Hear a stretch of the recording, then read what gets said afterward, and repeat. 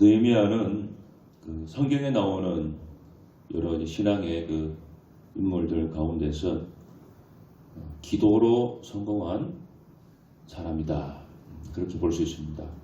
느헤미야는 기도로 사람을 움직였고, 또 기도로 돈을 움직였고, 기도로 왕의 마음을 움직였고, 기도로 어렵고 힘든 일을 해냈던 기도의 사람이라고 할 수 있습니다. 1절에 나오는 것처럼 느헤미야는 하가라의 아들입니다. 그런 포로된 바빌론 땅에서 태어난 포로 세대입니다.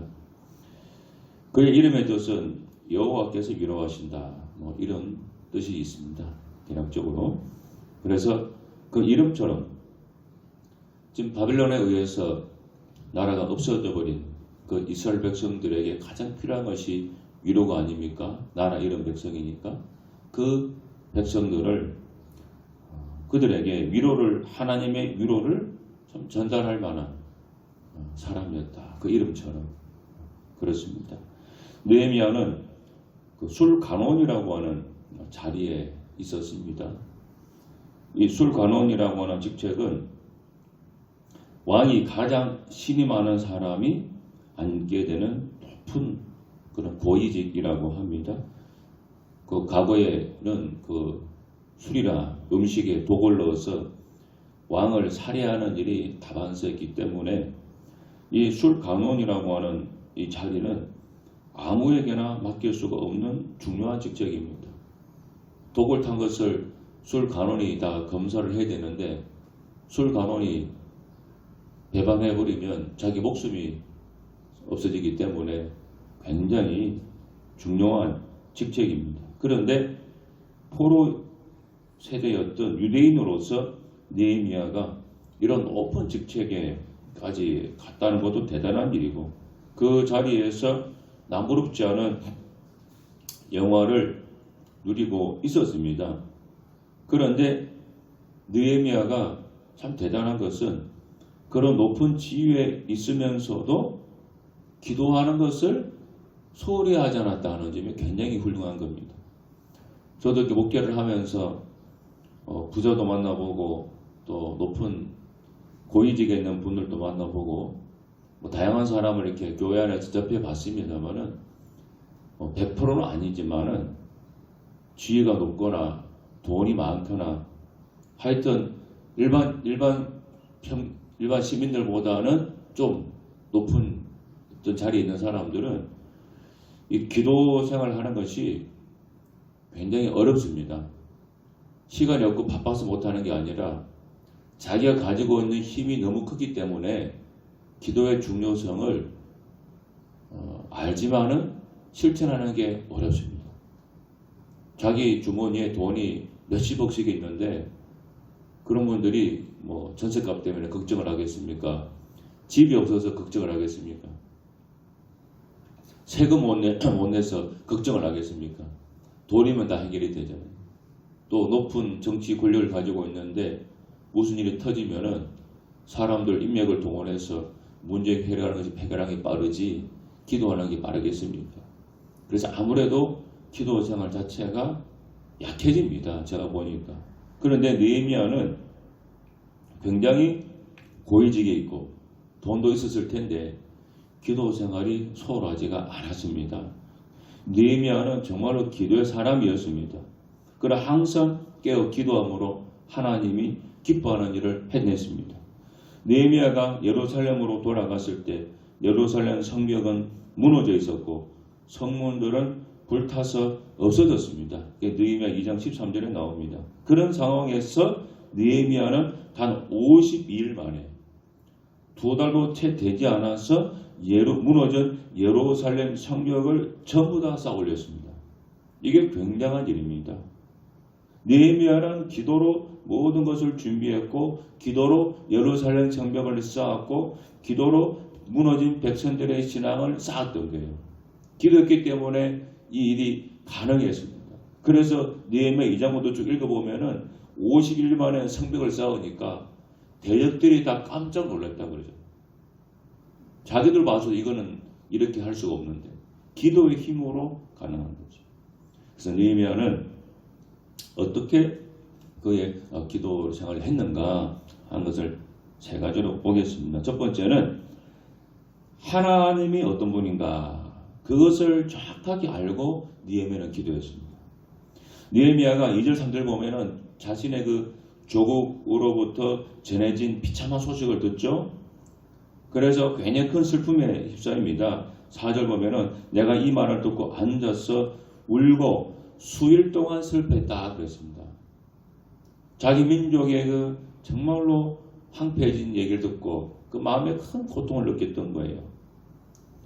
근데 느헤미야가 어떤 말 들었습니까? 3절에 나오죠. 남아있는 자들이 그 지방에서 큰 환란을 당하고 능력을 받고 성은 어무러지고 성문은 불탔다 그랬거든요.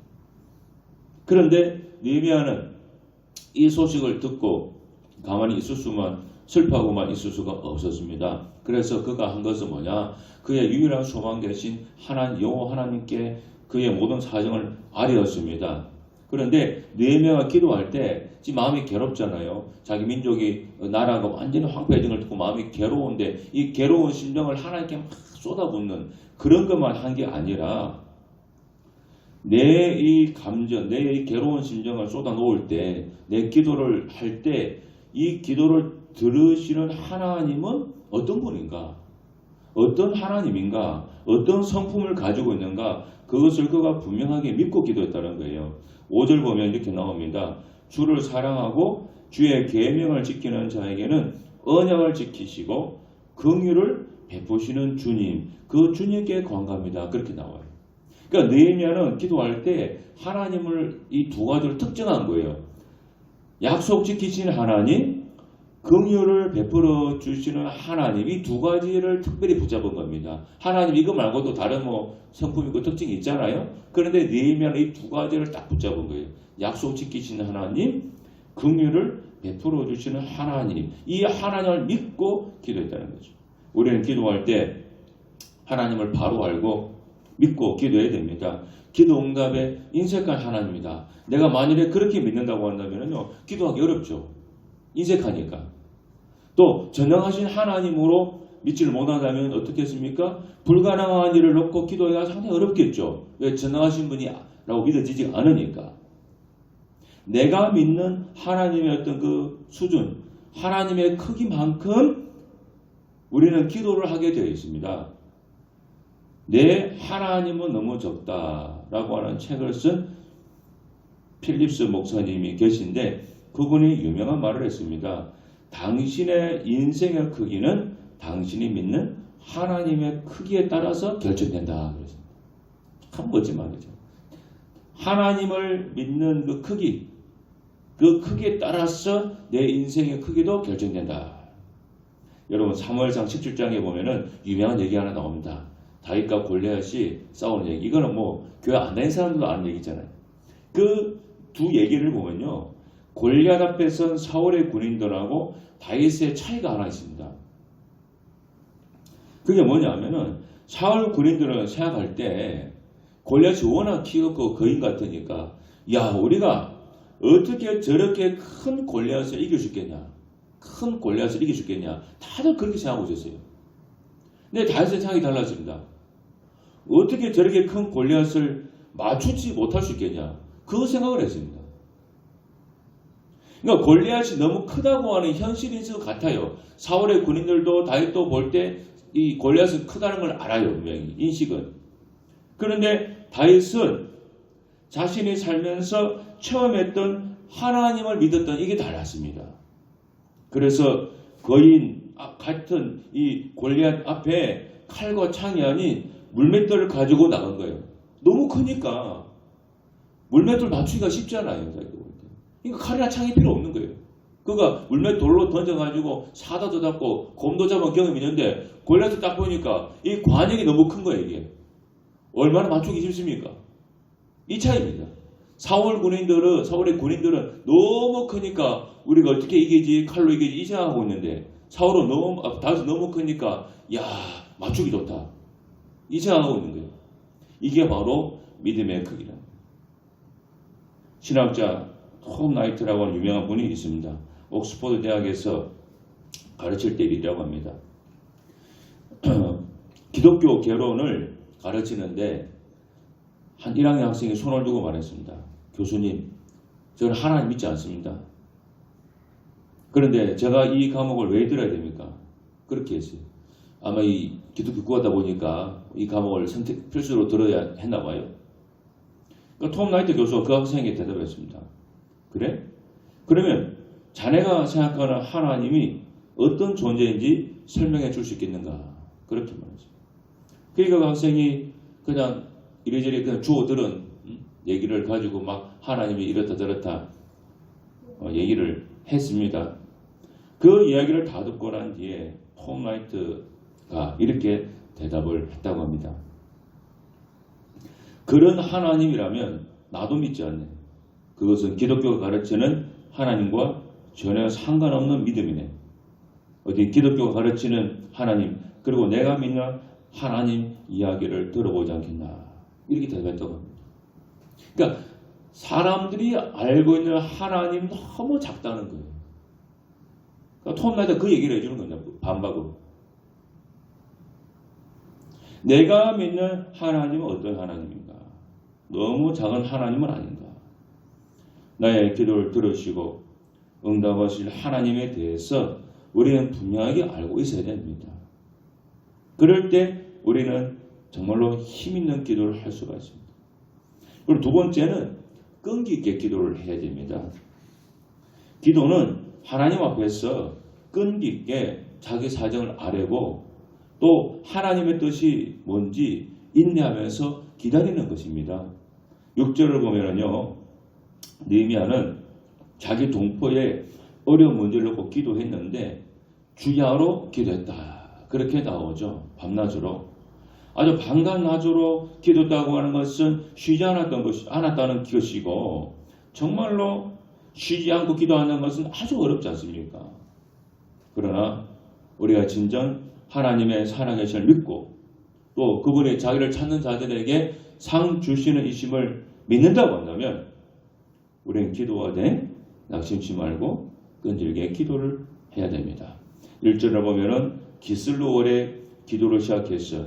느헤미야 2장 1절에 가보면은 니산월에 기도를 마친 것으로 나옵니다.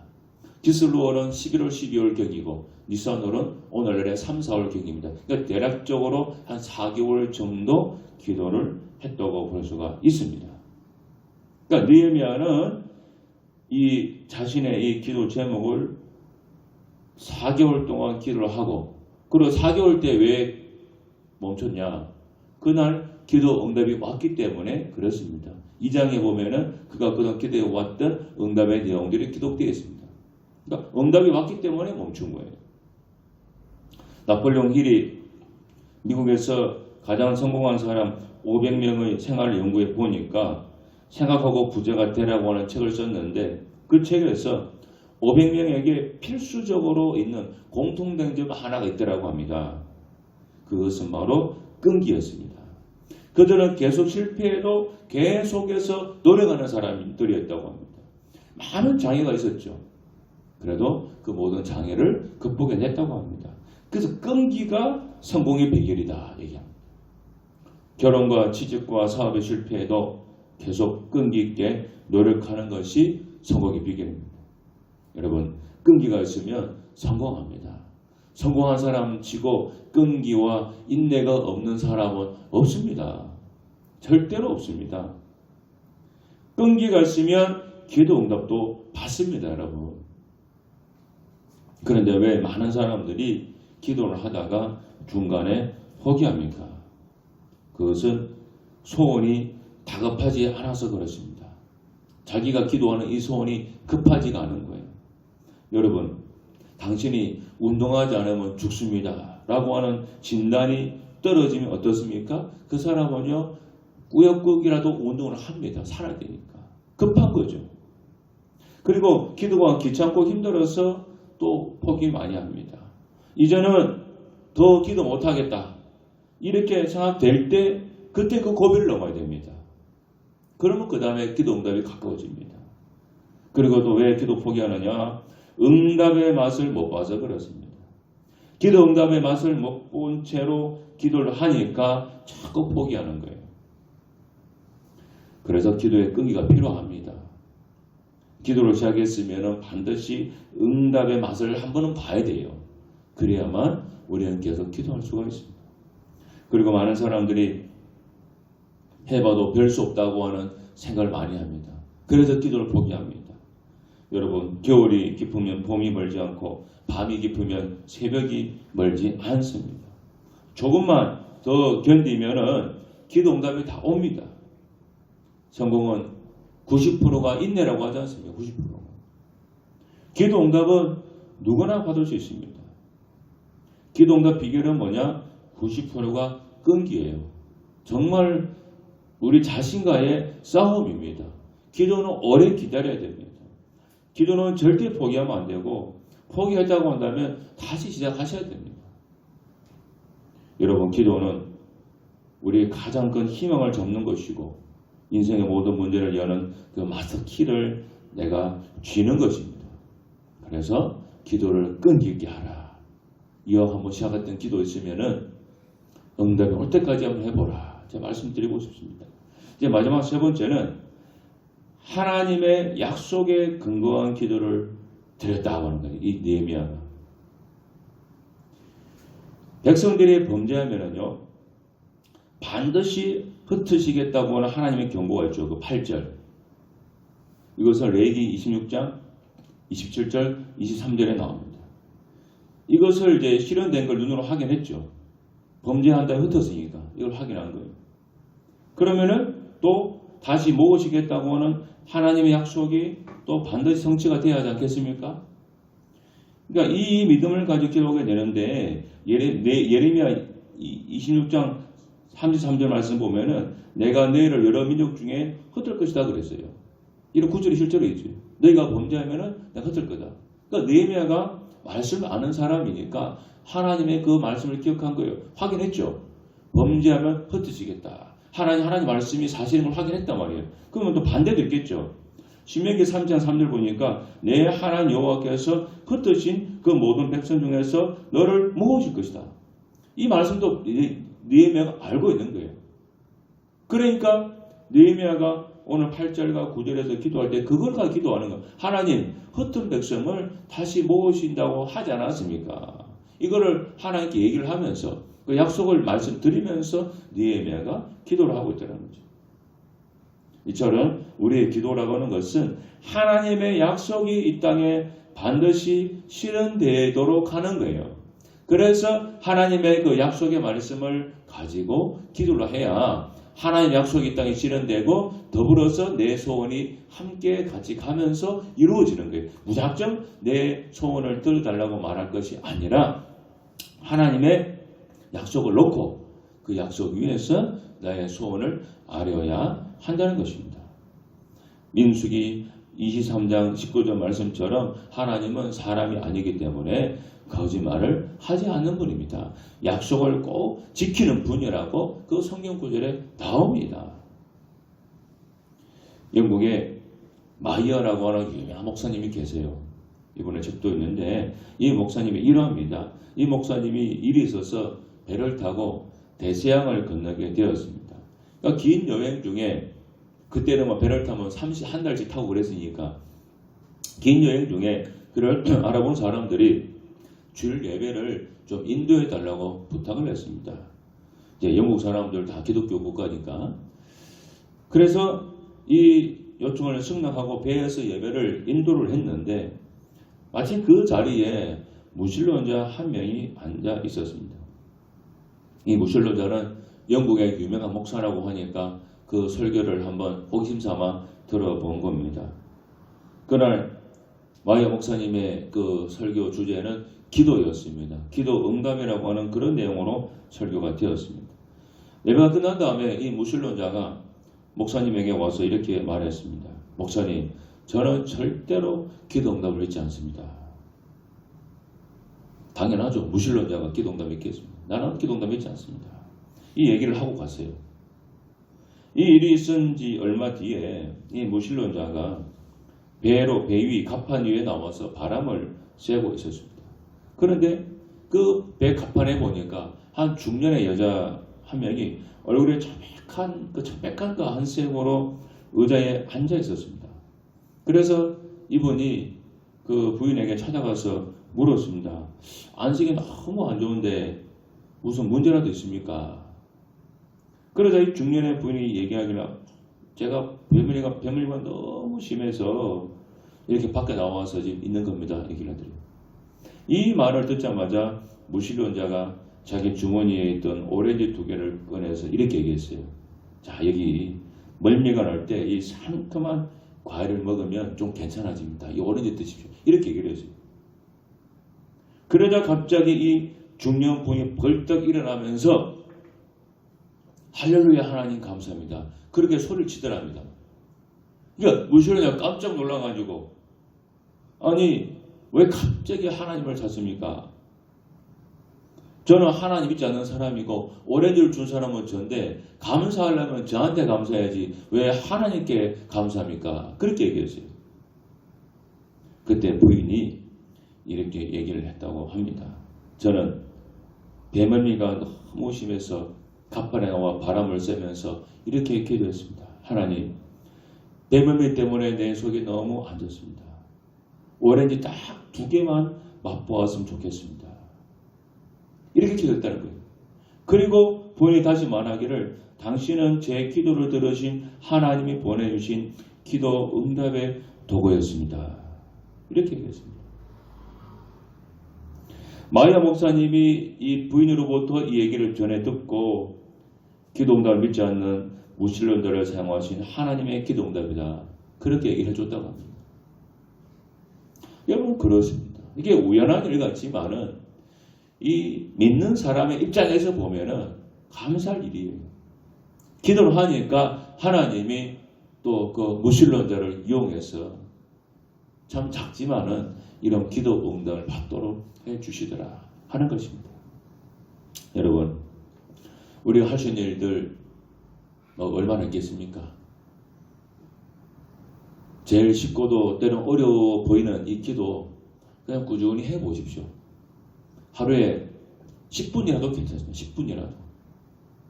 우리 10분 정도는 시간 낼 수 있지 않습니까? 10분이라도 우리 기도 제목을 종이에 적어서라도 그냥 한 번씩 읽는다고 생각하고 꾸준히 해보십시오.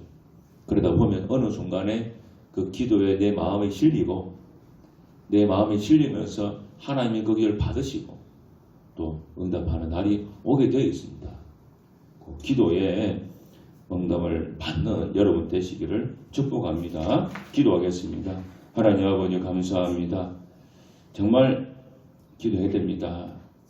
끈기 있게 기도해야 되고 하나님 약속 붙잡고 기도를 해야 되고 그리고 정말 우리 하나님 기도 응답해 주기를 좋아하시는 하나님이라고 하는 것을 믿고 기도를 해야 되겠습니다. 아버지 하나님 우리에게 기도의 영을 주십시오. 기도의 힘을 주십시오. 열심히 기도하도록 도와주시옵소서. 예수님 이름으로 기도드립니다. 아멘.